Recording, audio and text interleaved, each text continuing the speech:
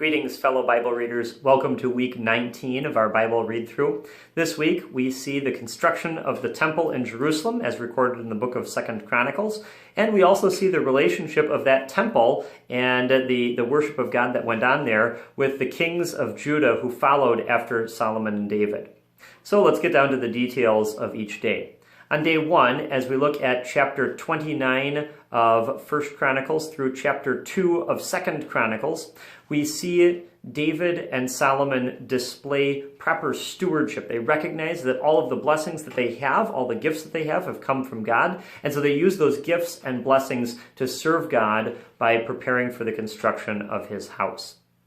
Then on day 2, as we look at chapters 3 through 6, we get a good chunk of the construction being talked about there. But there's one detail that is easy to miss, but that's important to kind of highlight and draw attention to, and that is that the temple is built on Mount Moriah.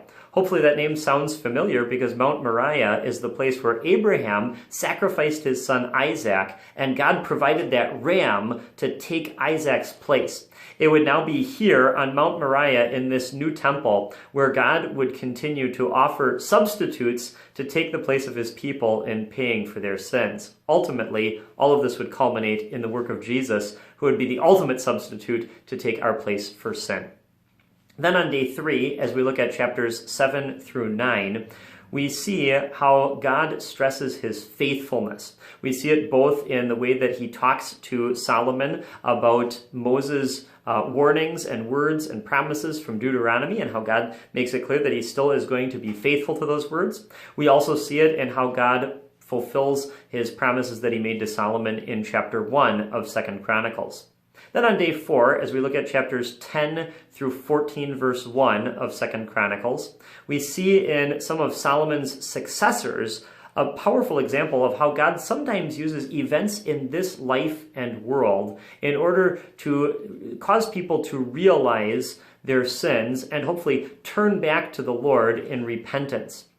Then on day 5, as we look at chapter 14, verse 2 through chapter 17, we see in the story of Asa that God's people have an ongoing need to stay connected to God's means of grace found in his house through the preaching of the word throughout their entire lives, not just for their beginning, but throughout their entire existence on this earth.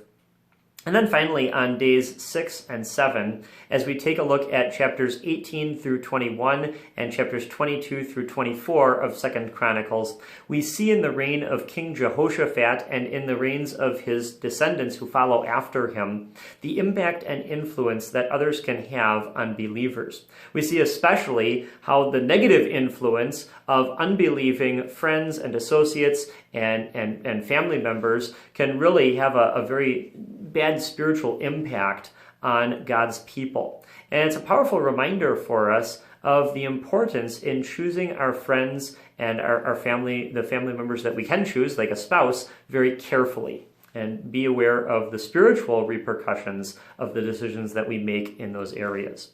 That's all for this week. We'll see you next week.